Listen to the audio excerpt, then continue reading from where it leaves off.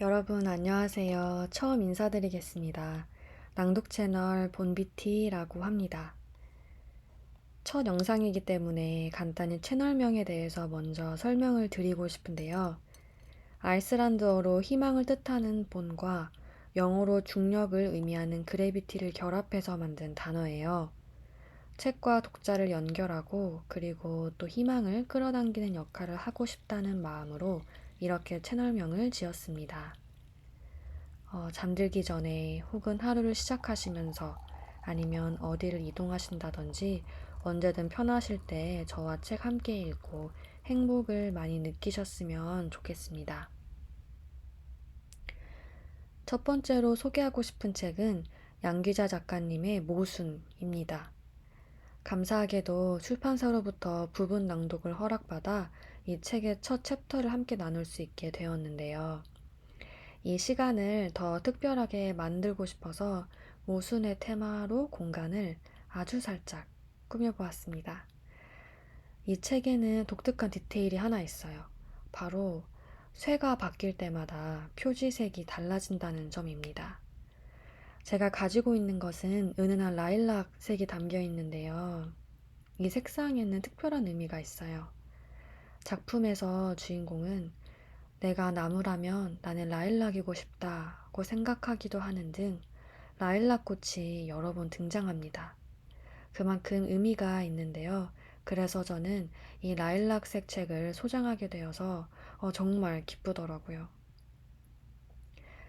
그래서 책의 분위기를 조금이라도 더 잘 전달할 수 있기를 바라면서 라일락 한 송이도 준비해 보았습니다. 책 모수는 흔히 사용되는 상반된 개념들, 행복과 불행, 삶과 죽음, 풍요와 빈곤, 이들이 서로 깊이 연결되어 있음을 탐구합니다. 작가 노트에서 양기자 작가님은 이렇게 말합니다.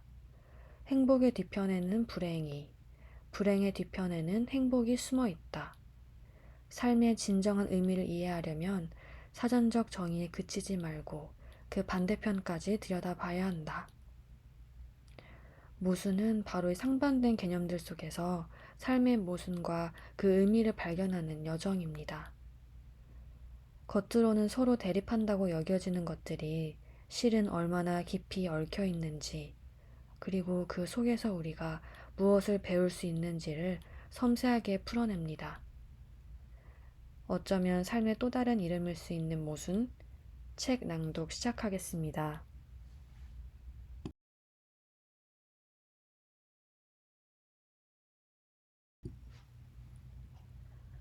어느 날 아침 문득 정말이지 맹세코 아무런 계시나 암시도 없었는데 불현듯 잠에서 깨어나는 순간 나는 이렇게 부르짖었다.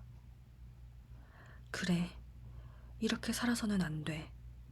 내 인생에 나의 온 생애를 다 걸어야 해. 꼭 그래야만 해. 한 번만 더 맹세코 라는 말을 사용해도 좋다면 평소에 나는 이런 식의 격렬한 자기 반성의 말투를 쓰는 사람이 결코 아니었다. 게다가 그런 식으로 말하기 좋아하는 열혈 하나를 만나면 지체 없이 경멸해버리고 두 번도 더 생각하지 않는 사람이 바로 나였다. 그런 내가 어느 날 아침 한 번도 아니고 두 번씩이나 부르짖었다. 내 인생을 위해 내 생애를 바치겠다고.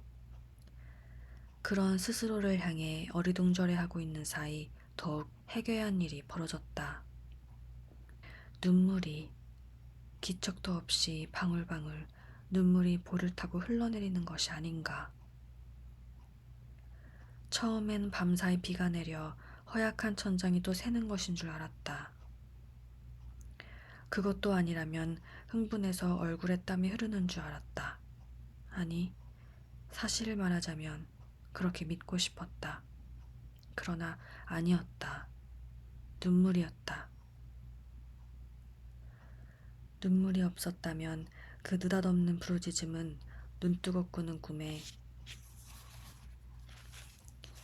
잠꼬대 정도로 잊혀졌을지도 몰랐다. 눈물이 없었다면 나는 내 입술을 비집고 새어나온 격렬한 그 구호에 대해 아무런 책임감도 느끼지 않았을 것이다. 그럴 수도 있는 것이다. 저 혼자 흘러나온 혼잣말 따위 나는 얼마든지 무시할 수 있었다. 그러나 여기 엄연한 증거가 있는 것이었다. 속눈썹에 이슬처럼 달려있는 마지막 눈물 한 방울, 젖어있는 휴지 조각, 맵싸한 기운이 아직 남은 먹먹한 가슴. 이런 증거들이 나를 채근하고 있었다. 어서 밝혀내라고. 어서 명명백백하게 스스로를 설명해보라고. 내가 가진 좋은 점 가운데 하나는 무언가 요구가 있을 때 가능하면 그 요구를 충족시켜주기 위해 노력한다는 것이었다. 나는 내가 할 수 있는 일이면 무엇이든 다 하고자 했다. 중학교 때 한 번, 고등학교 때 2번 가출을 해서 어머니의 애간장을 녹인 것도 다 그런 성격 때문이었다. 중학교 때는 동생이 내게 새 운동화를 사달라고 요구했기 때문에 집을 나와 인천의 모자 공장에서 2달간 돈을 벌기도 했었다. 처음에는 여름방학 한 달로 동생의 운동화를 해결할 작정이었는데 하다 보니 욕심이 생겼다. 그래서 2달 만에 나는 동생과 내 운동화 그리고 어머니의 가죽 구두까지 사들고 금이환영을 하였다. 물론 온 가족의 신발을 마련해 돌아온 어린 딸에게 모진 매질과 욕설을 아끼지 않던 어머니로부터 오랫동안 수모를 당하긴 했지만, 그러나 어머니는 특별한 외출이 있을 때 내가 사다 준 새 구두를 착용하는 것으로 내가 받은 수모를 완벽하게 보상해 주었다. 고등학교 때의 가출은 2번 다 친구들의 요청에 의해서였다. 가장 친했던 친구가 먼저 집을 나갔고 이어서 또 한 친구가 가출을 했다. 혼자 남은 나는 심심했고 친구들 역시 심심하면 내게 전화를 해서 놀러 오기를 청했다. 친구의 무료함을 달래주기 위해 첫 번째는 일주일, 2번째는 좀 길게 한 달. 나는 그렇게 긴 외출을 했을 뿐이었다. 결코 영원히 돌아오지 않겠다는 다짐 따위는 해본 적이 없었다. 집이 다소 지겹긴 했어도 인생만큼 지겨운 것은 아니었다. 그 3번의 가출 동기가 그토록이나 변변찮았던 것에 비하면 결과는 한없이 의미심장했다. 나의 행동은 그것이 무엇이든 간에 일단은 가출소녀라는 렌즈를 통과해서 사람들에게 이해되었다. 나중에는 그 일 자체가 바로 나라는 인간의 본질이 되어버릴 정도였다. 나는 사람들이 뒤에서 수군거리는 소리를 수없이 들었다. 3번씩이나 집을 나가 맹랑한 년. 그래서 나는 20살이 넘은 이후 지금까지 한 번도 내 입으로 그 사건을 설명한 적이 없었다. 나는 본능적으로 자신을 보호해야 한다는 사실을 깨달았다. 삶에서 발생하는 에피소드들에 대해서 사람들은 씹을 줄만 알았지 즐기는 법은 전혀 배우지 못한 것이었다. 에피소드란 맹랑한 것이 아니라 명랑한 것임에도. 어쨌든 나는 꽃피는 3월의 어느 아침 느닷없이 나를 설명해보라는 스스로의 요구에 사로잡혔다. 못할 것도 없는 일이다. 나는 우선 아주 기초적인 자료부터 나열해보기로 한다. 굳이 비공개로 남아두어야 할 이유가 손톱만큼도 없는 나의 평범한 신상 명세서는 이렇다. 이름 안진진. 그렇다. 나는 진진이다. 처음에 부모가 합의하기는 진이라는 외자 이름이었는데 동사무소에 출생신고를 하러 가는 도중에 아버지의 마음이 변했다. 아버지는 그런 사람이었다. 오랜 시간을 들여 결정한 일도 5분 뒤에 새로운 진지함에 사로잡혀 뒤집을 수 있는 아버지. 그래서 아버지는 즉흥적으로 내 이름을 바꾸기로 했다. 그리고 직원에게 이렇게 말했다. 참 진짜 같은 것은 한 번 쓰면 너무 무거우니 두 번으로 합시다. 또 딸을 낳으면 선선이, 미미 이렇게 이름을 지을 계획이니까. 그러나 그 뒤 더 이상의 딸은 없었다. 하지만 아버지도 진진이란 이름 앞에 안이 붙는다는 사실까지는 유념하지 못했을 것이다. 약간 지나치게 해석한다면 어떤 식으로 해도 나라는 인간은 평생 자신의 이름을 부정하며 살아가야 할 운명인 것이었다.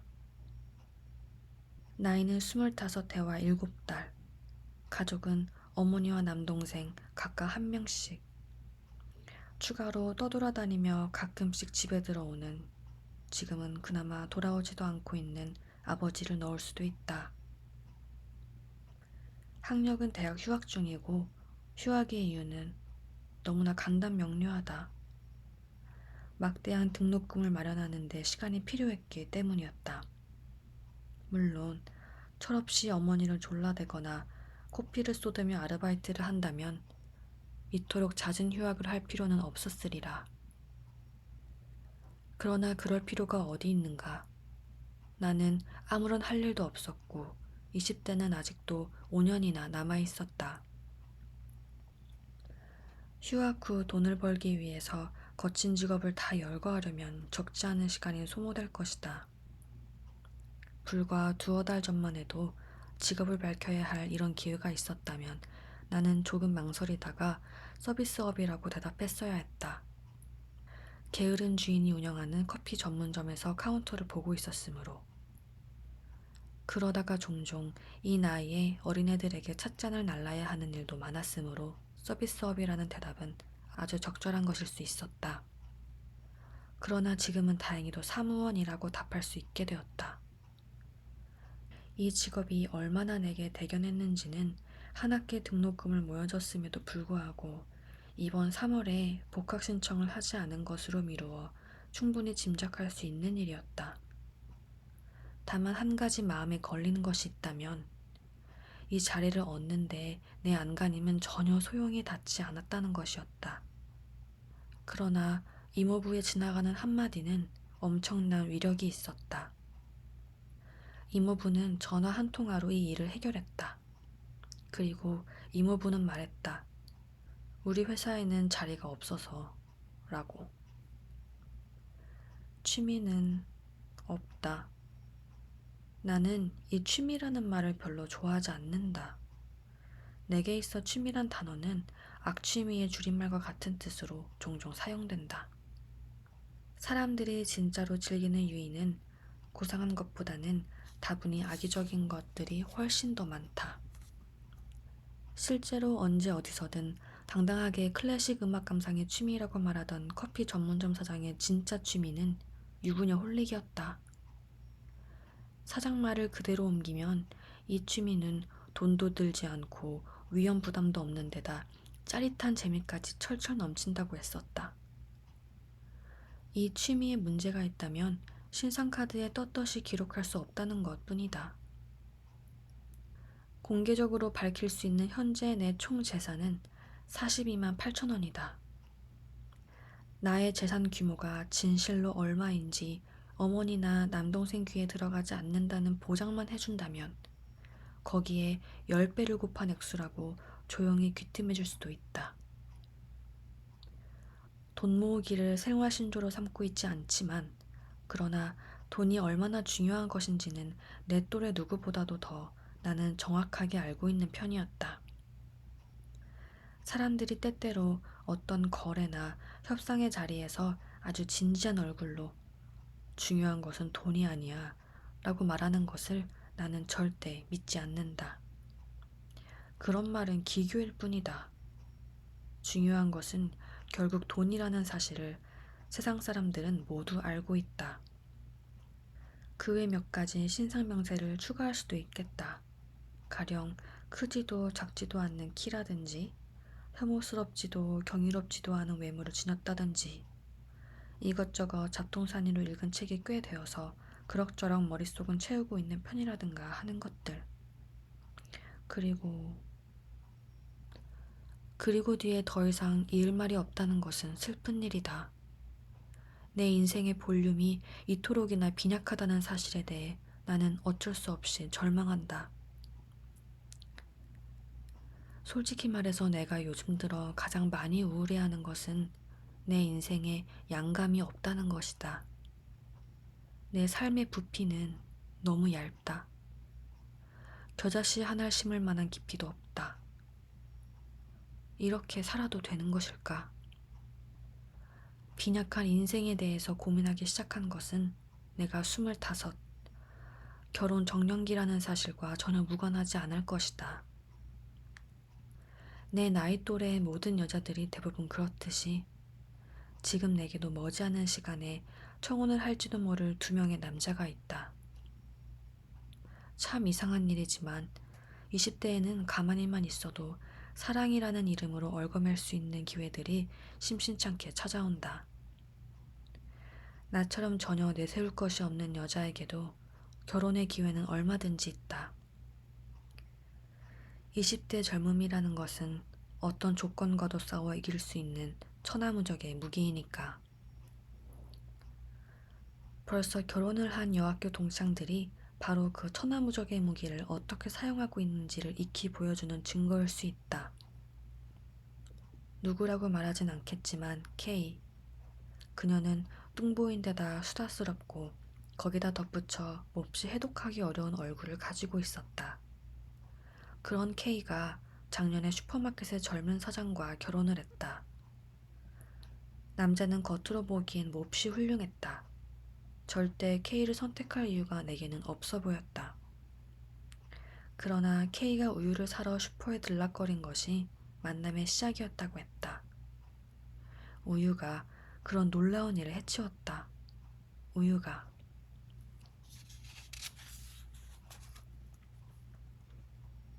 M은 병약한 체질로 학교 다닐 때도 걸핏하면 장기 결석을 하던 친구였다. 더 이상 자리에 눕지 않고 사람 구실만 하며 살 수 있어도 원이 없겠다며 눈물 짓던 M의 어머니가 생각난다.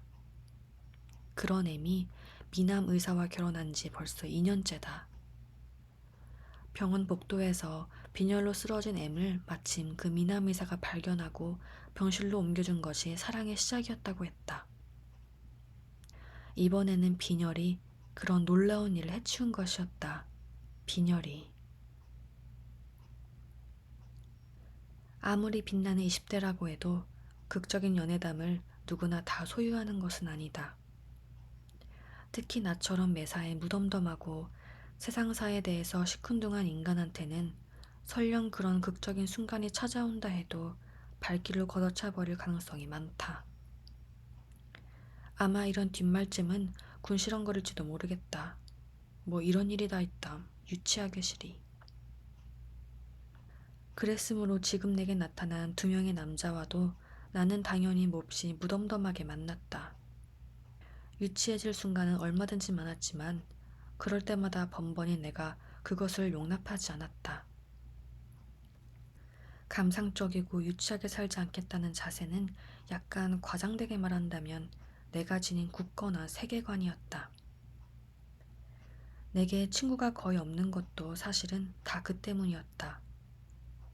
나는 감상과 유치함에 대해 언제나 과감하게 적대적이었으니까. 추리해보면 아마도 내 경우에 있어서는 나의 이런 태도 자체가 K의 우유 혹은 M의 빈혈과 같은 효과를 냈을 수도 있다.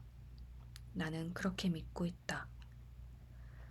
20대 젊음에게는 온갖 것이 다 사랑의 묘약일 수 있다. 20대란 나이는 무언가에게 사로잡히기 위해서 존재하는 시간대다.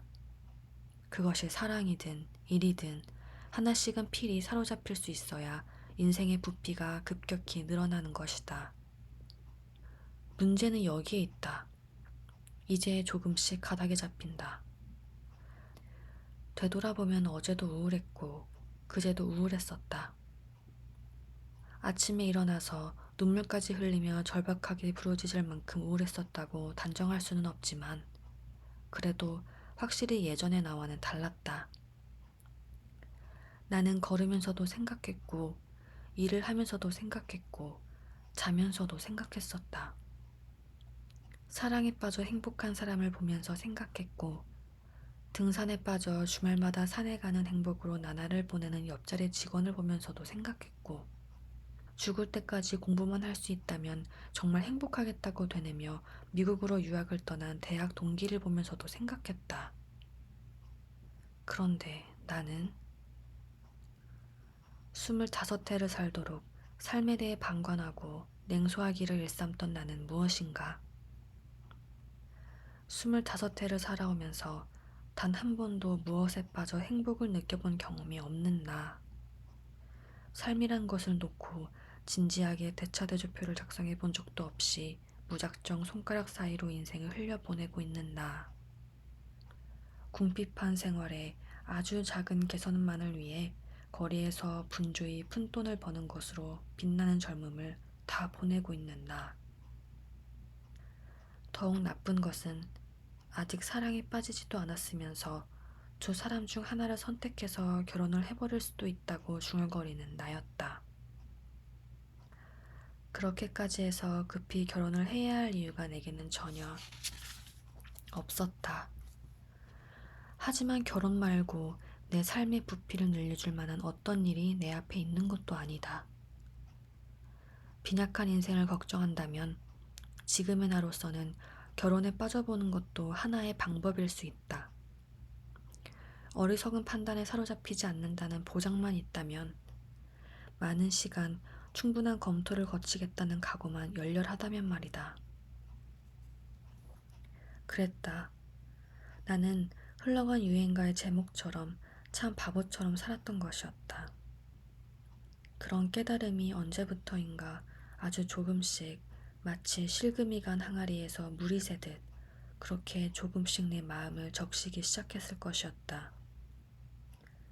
항아리의 균열은 점점 더 커지고 물은 걷잡을 수 없이 새들어오고 마침내 마음자리에 홍수가 나버려서 이 아침 절박한 부르짖음을 토해내지 않을 수 없었으리라. 이렇게. 그래, 이렇게 살아서는 안 돼. 내 인생에 나의 온 생애를 다 걸어야 해. 꼭 그래야만 해. 홍수가 나버리도록 마음자리가 불편할 때까지 나를 참게 한 힘은 무엇이었을까? 인생을 방기하고 있다는 자괴감에 시달리면서까지 무의한 삶을 견디게 한 힘은 무엇이었을까? 이제 비로소 이야기의 핵심에 다가가고 있다는 느낌이 든다. 여태까지 이 말을 하고 싶어서 쓸데없는 군말들을 많이도 늘어놓았구나 하는 알 수 없는 긴장감마저 느낀다. 내 삶이 이렇게 굳어진 데는 하나의 까닭이 있었다. 아마도 나는 이 아침 내 삶을 변명하기 위해서라도 꼭 이 말을 하고 싶었던 것일지도 모른다.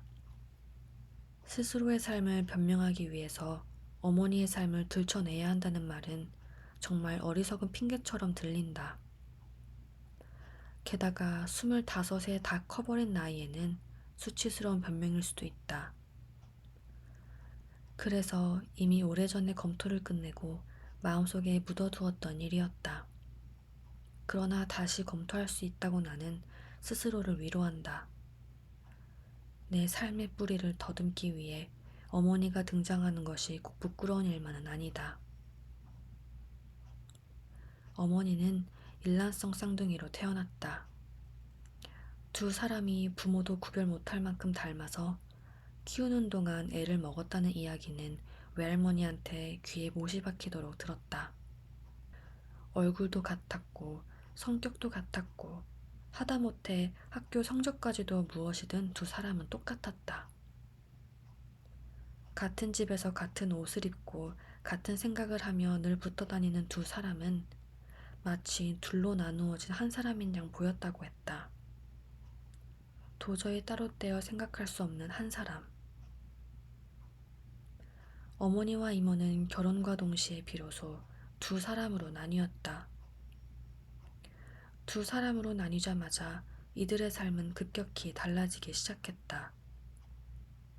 한 사람은 세상의 행복이란 행복은 모두 차지하는 것으로, 나머지 한 사람은 대신 세상의 모든 불행을 다 소유하는 것으로 신에게 약속이나 받았듯이 그렇게 달라졌다. 안타깝게도 나는 불행을 짊어진 쪽으로 편입되어 이 세상에 태어났다. 어린 시절의 나는 어머니와 이모가 그토록이나 혼란스러웠다.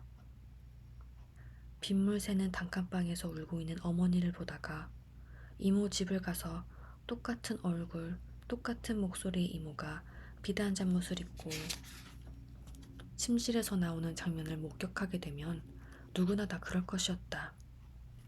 울고 있던 어머니가 무대 뒤로 뛰어가 금방 비단 잠옷으로 옷을 갈아입고 행복한 또 다른 사람 역할을 연기하는 1인 2역의 연극을 보고 있는 기분이었다고나 할 수 있을런지. 그때까지만 해도 삶의 고단함이 어머니의 얼굴을 많이 핥혀놓지 않아서 이모와 어머니를 분별하는 것은 여전히 어려운 일이었다. 고백하자면 비단 잠옷 쪽이 어머니가 아닌 것을 인정할 수 없었기에 혼란스러워했었던 것인지도 몰랐다. 내가 이모의 딸이었다면, 그랬다 해도 가난하고 억센 이모와 부자이면서 부드러운 어머니를 혼동하곤 했었을까? 실제로 나와 동갑인 이모의 딸은 쌍둥이 이모에 대해서 한 번도 혼란을 느껴본 적이 없다고 단호하게 말하곤 했었다. 그 애는 새침한 표정으로 늘 이렇게 말했다. 저기 니네 어머니 있다. 니네 어머니. 아니, 우리 어머니와 이모를 놓고 비교하는 일을 멈춘 때는 내가 사람들 표현대로 심심하면 가출을 하기 시작한 무렵과 거의 같았다. 나는 똑같은 조건 속에서 출발한 두 사람이 왜 이다지도 다른 삶을 살고 있는지 도저히 이해할 수가 없어서, 그래서 그만 삶에 대한 다른 호기심까지도 다 거두어 버렸다. 이런 것이 운명이라면 그것을 내가 어찌 되돌릴 수 있으랴. 인생은 탐구하는 것이 아니라 받아들여야만 하는 것. 이것이 사춘기에 내가 삶에 대해 내린 결론이었다. 어머니의 경험이 나에게서 멋진 삶을 살아보고자 하는 동기유발을 앗아가 버린 것이었다. 참 이상한 일이다. 이렇게 정리를 해놓고 보니 너무 무겁다. 풀씨가 바람에 날리듯 마음속에서 막연히 부유하던 생각들도 정색을 하고 정리를 해보면 깜짝 놀랄 만큼 심각해지는 것이 정말 이상하다. 내 삶이 이토록 질이 멸렬해지는 것을 모두 다 어머니에게 떠넘기고 싶은 생각은 추호도 없다. 어떤 사건이 일어나면 원인을 분석한다고 때로는 문제가 있는 가정에 혹은 사회에 아니면 제도에 책임이 있다고 말하는 사람들을 나는 별로 신뢰하지 않는다. 가끔 그런 분석들을 명분으로 내세우고 자신의 방종을 정당화하려는 젊은 애들을 만나는데 그럴 때마다 나는 그들의 교활함을 참을 수 없어 한다. 특히 10대여섯 되는 어린애들이 텅 빈 머리로 앵무새처럼 그런 핑계를 대고 있으면 뺨이라도 한 대 올려붙이고 싶은 것을 간신히 참아야 한다. 영악함만 있고 자존심은 없는 인간들. 그래서 나는 불행한 어머니에 대해, 행복한 이모에 대해 할 수 있는 한 한껏 담담하게 말하고자 한다. 그런 일이 있었지만 내 윗대의 상황이 좀 미묘하긴 했지만 내 삶이 그렇게 완전히 빚져 있었던 것은 아니라고. 그러나 이런 말은 어떤가. 우리들은 남이 행복하지 않은 것은 당연하게 생각하고 자기 자신이 행복하지 않은 것에 대해서는 언제나 납득할 수 없어 한다. 얼마 전 어떤 책을 읽다가 우연히 발견한 구절인데 내게는 아주 훌륭한 충고가 되어준 말이었다. 내 삶을 변명하기 위해 어머니를 끌어들 용기를 품게 한 것도 고백하자면 바로 이 구절 때문이었다. 인생은 바로 이런 것이었다. 나의 인생에 있어 나는 당연히 행복해야 할 존재였다. 나라는 개체는 이다지도 나에게 소중한 것이었다. 내가 나를 사랑하고 있다고 해서 꼭 부끄러워할 일만은 아니라는 깨달음. 나는 정신이 번쩍 드는 기분이었다. 그랬다. 이렇게 살아서는 안 되는 것이었다. 내가 내 삶에 대해 졸렬했다는 것. 나는 이제 인정한다. 지금부터라도 나는 내 생을 유심히 관찰하면서 살아갈 것이다. 되어가는 대로 놓아두지 않고 적절한 순간 내 삶의 방향키를 과감하게 돌릴 것이다. 인생은 그냥 받아들이는 것이 아니라 전 생애를 걸고라도 탐구하면서 살아야 하는 무엇이다. 그것이 인생이다.